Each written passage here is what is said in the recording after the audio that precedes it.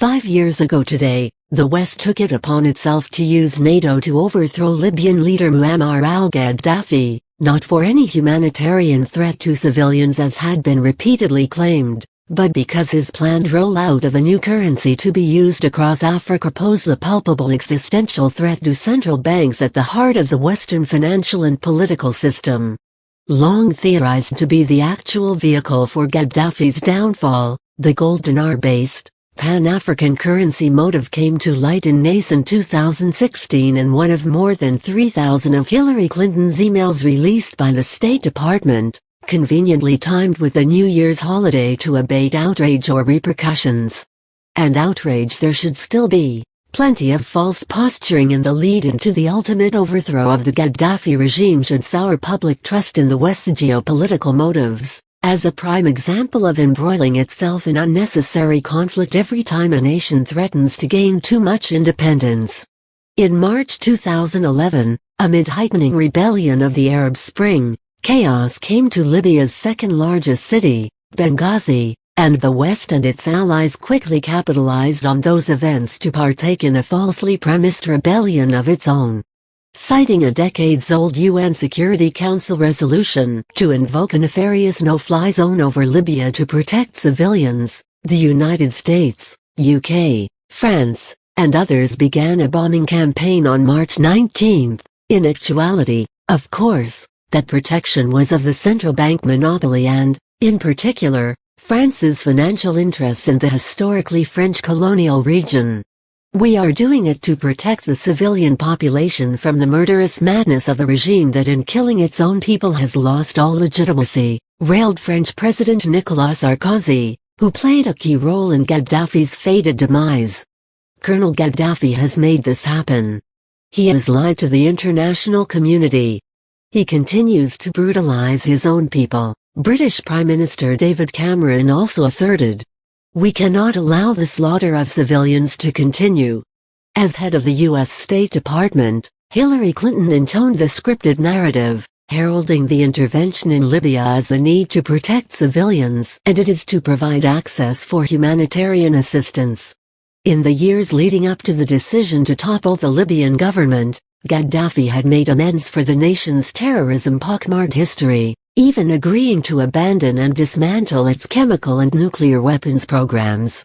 In fact, Gaddafi so ameliorated Libya's reputation, the U.S. removed the nation from its state sponsors of terrorism list in 2006. But all of that was for naught once Gaddafi sought to pivot from central banks for the good of millions of people in Africa.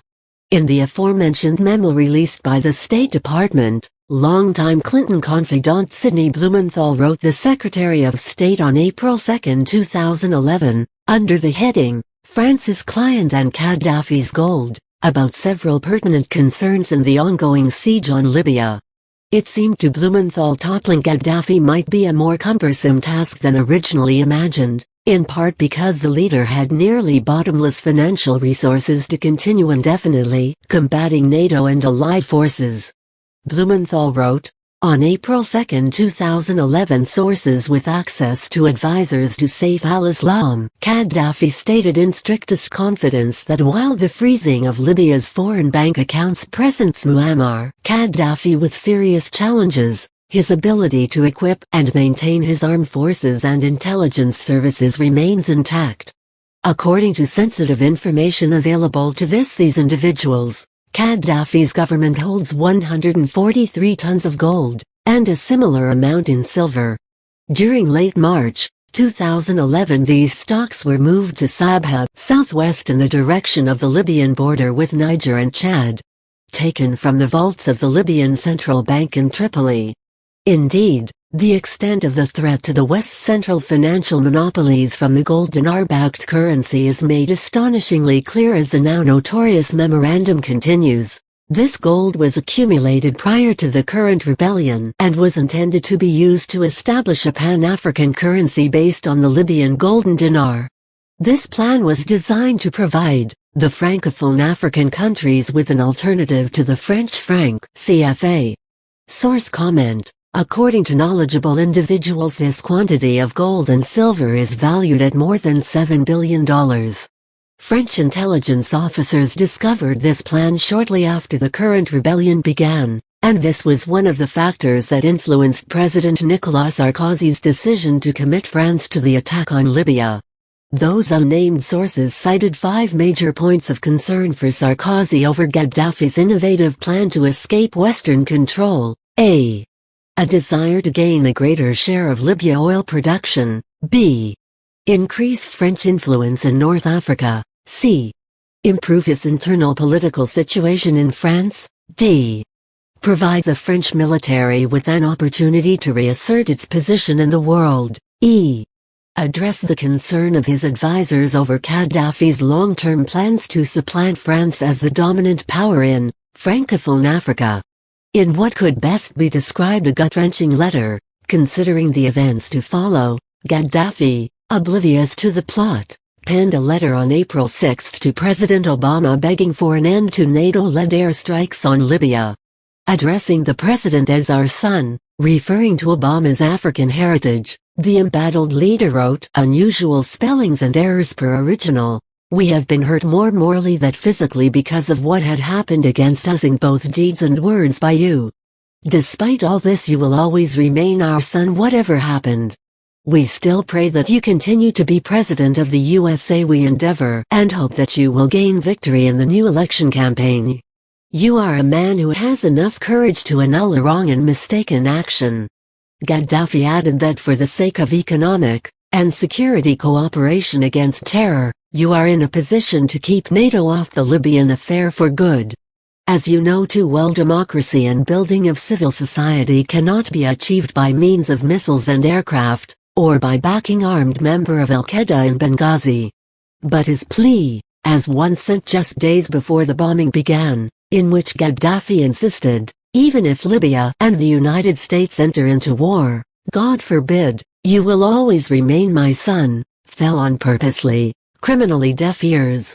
On October 20, 2011, Gaddafi attempted in vain to flee the city of Sirte, and Libya fell largely under Western-backed rebel and NATO control by the end of the month. Hillary Clinton's deplorably merciless reaction, "We came, we saw, he died," played out in an interview shortly after Gaddafi's shameful murder. As per usual, the US and its Western counterparts left the country to its own devices after slashing the once thriving nation to the ground. Today there is no government of Libya. It's simply mobs that patrol the streets and kill one another, Virginia State Senator Richard Black told RT of the mess left behind. And despite certain issues in Libya before the coup, Libyans had an incredibly high standard of living, the highest in Africa, international lawyer Francis Boyle told RT.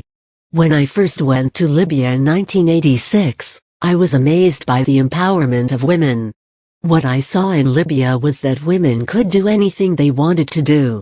Tragically, as has played out repeatedly around the planet, any nation, no matter how functional and successful, will be annihilated by the American empire if it or its allies have sufficient reason.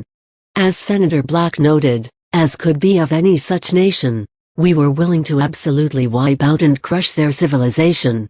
Read more at http://thefreethought project.com/5-years-ago-killed-Gaddafi-gold/#YZJVQWP8B3M9pill.99